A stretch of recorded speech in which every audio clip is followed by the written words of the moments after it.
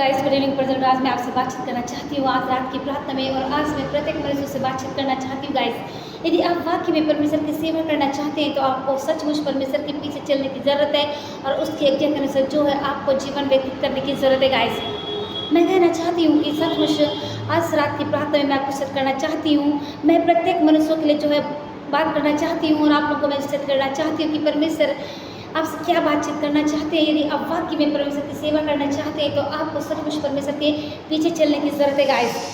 अपने दिमाग को, अपने मन को यीशु मसीह की ओर लगाने की ज़रूरत है। आपको यीशु मसीह के साथ में उसके साथ चलते रहने की ज़रूरत है गाइस। मैं कहना चाहती हूँ आज का जो सब्जेक्ट है, हम आत्मिक वेदों को समझ सकते हैं जब परमेश्वर का आत्मा उन्हें हमारी आत्मा में प्रकट करते हैं तो आमीन।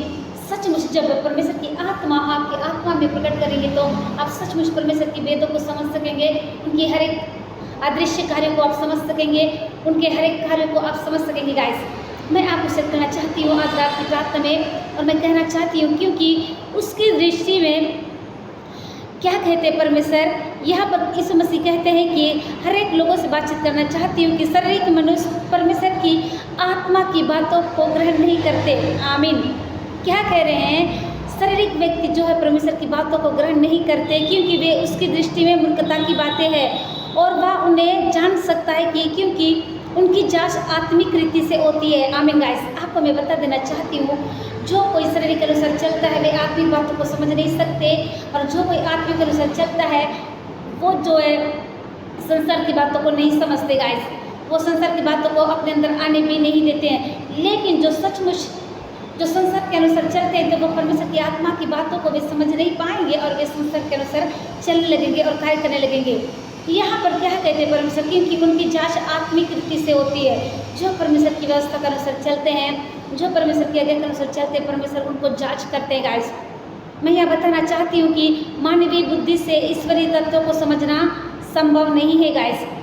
मैं बता देना चाहती हूँ ऐसा इसलिए है क्योंकि सामान्य मनुष्य तथ्यों की अत्यधिक विवेचना नहीं कर सकते। मैं बता देना चाहती हूँ यह तभी संभव है जब परमेश्वर का आत्मा परमेश्वर के वचन के वेदों को हमारी आत्मा में प्रकट करे।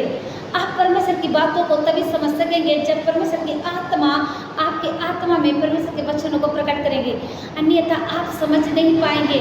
आप कितने भी कोशिश कर लो, आपकी कोशिश व्यर्थ रहेगी जब तक कि परमेश्वर की आत्मा आपके साथ नहीं रहेगी। आप परमेश्वर की बातों को समझ नहीं सकते, और परमेश्वर के लिए आप कार्यों को नहीं कर सकते। आपको केवल परमेश्वर के साथ में चलने की ज़रूरत है गाइस।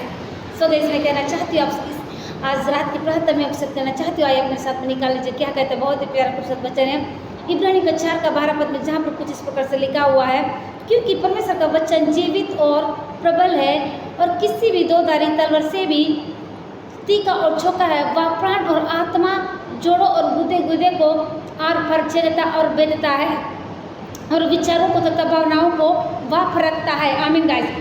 परमेश्वर का वचन दोधारी तलवार की नहीं तेज है गाइस, वह तीखा और छोका है, आत्मा और प्राण को आर पार छेदता और बेधता है गाइस। परमेश्वर के वचन में इतनी सामर्थ और इतनी शक्ति है कि वो आपकी मन की हर एक बातों को वो समझते हैं गाइस। आपको मैं छोटा सा गवाही बताना चाहती हूँ। गवाही जो है 21 तारीख की है, 21 मई की। मुझको जो है एक मैसेज आया था, महाराष्ट्र से हूँ मैं, मेरा नाम कृष्णा राणा है, करके उन्होंने लिखा था कि आपका वीडियो जो है प्रेयर वाला हम लोग सुनते हैं और बहुत आशीषित हो रहे हैं, तो आप हमारे अंकल के लिए प्रार्थना करिए। अंकल का नाम है प्रताप। उन्होंने लिखा था उनकी प्रॉब्लम, उनको खून का उल्टी हो रहा है, उनको जो हॉस्पिटल में एडमिट किया गया है जहाँ महाराष्ट्र है वहाँ के हॉस्पिटल में, तो आप प्लीज़ प्रार्थना करिए, ऐसे करके उन्होंने लिखा। मैं अपने काम करने के बाद जब मैसेज को पढ़ी तो मैंने तुरंत परमेश्वर से प्रार्थना किया और मैसेज में लिखा, एक प्रार्थना को लिखा और मैं सेंड कर दी। मैंने मैसेज सेंड कर दी, आधा घंटा भी नहीं हुआ था उस बेटे का, और उन्होंने मैसेज किया कि अंकल का तबीयत अभी ठीक हो गया। गाइस, मैं बता देना चाहती हूँ आपकी प्रार्थना किसी की जान बचा सकती है। आपकी प्रार्थना से कई लोग बच सकते हैं। आपकी प्रार्थना से बेघर लोग प्रभु में आ सकते हैं।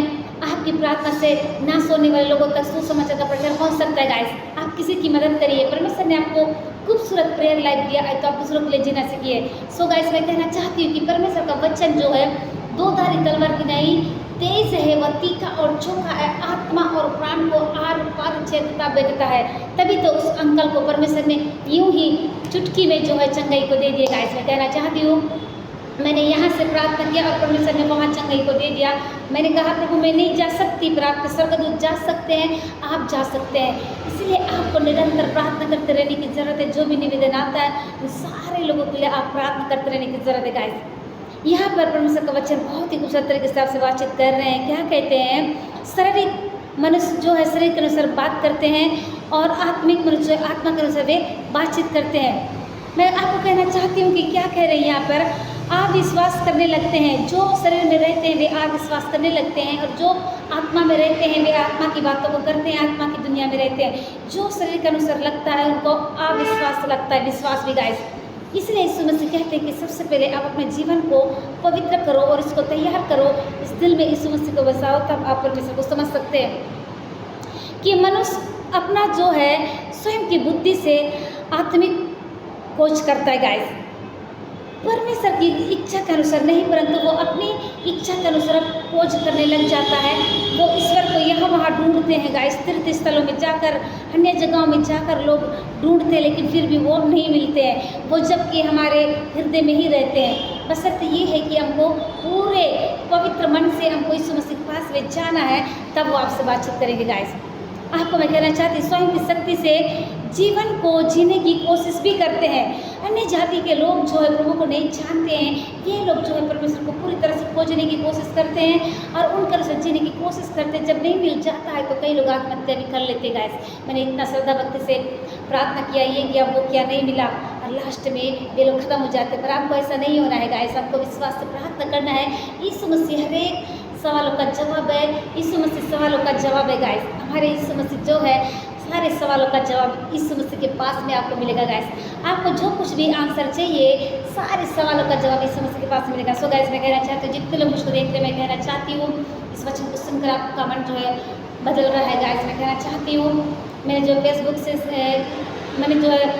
से सेवा शुरू की थी गाइस, और मैं कहना चाहती हूँ जितने Facebook family normal message messenger के द्वारा, वॉइस रिकॉर्डर के द्वारा, जी ईमेल, टेक्स्ट मैसेज के द्वारा जितने लोग सुबह शाम की प्रार्थना का लाभ उठाते हैं और उस प्रार्थना में शामिल होकर एक आशीषमय जीवन को जी रहे, मैं कहना चाहती हूँ आप लोग के लिए गुड न्यूज़ है गाइस।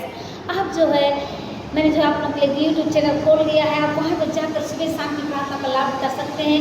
यदि आपने अभी तक उस चैनल को सब्सक्राइब नहीं किया तो आप वहाँ भी जाकर सब्सक्राइब कर सकते हैं और अपने जीवन को और भी प्रार्थना में जीवन जी सकते हैं। और मैं कहना चाहती हूँ आप लोगों के लिए मैंने जो एक और टेलीग्राम ओपन किया है गाइस, एक और चैनल मैंने ओपन किया है, अब उसमें भी आप जाकर सुबह शाम की प्रार्थना का लाभ उठा सकते हैं गाइस। सो गाइस सबके लिए मैं कहना चाहती हूँ धन्यवाद जीवन के देने वाले सामर्थ्य में खूबसूरत समय के लिए धन्यवाद, खूबसूरत संगति के लिए धन्यवाद पिता जो आपने हमें दिए। खुदा आप निरंतर आगे बढ़े अमृत पिता, विशेषकर प्रार्थना करती हूँ प्रभु आप महान परमेश्वर पिता, इस देश को बनाने वाले मालिक आपका धन्यवाद करते हैं। इस समय प्रार्थना करते जितने छोटे बच्चे नौजवान बुजुर्ग जो लंबे समय से बीमार में हैं पिता उन्हें चंगा कीजिए, छुटकारे को दीजिए। इस समय कई लोग कई प्रकार की प्रॉब्लमों में फंसे हुए हैं पिता, उन्हें निकालिए, सहायता करिए, मदद करिए। इस समय पवित्र आत्मा यीशु मसीह किसी बेटी बेटा का इंटरव्यू है, अच्छे इंटरव्यू जाने के लिए सहायता करिए।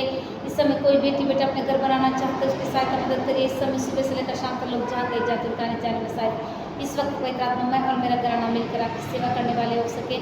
आपके दास लोग जहाँ कहीं भी जाते उनका जाने के लिए सहायता मदद करिए। सारे बातों में हम आपको देते हैं, यीशु के नाम से सुनती को मांगती, वैसे सुनिए कबूल करें, आमीन।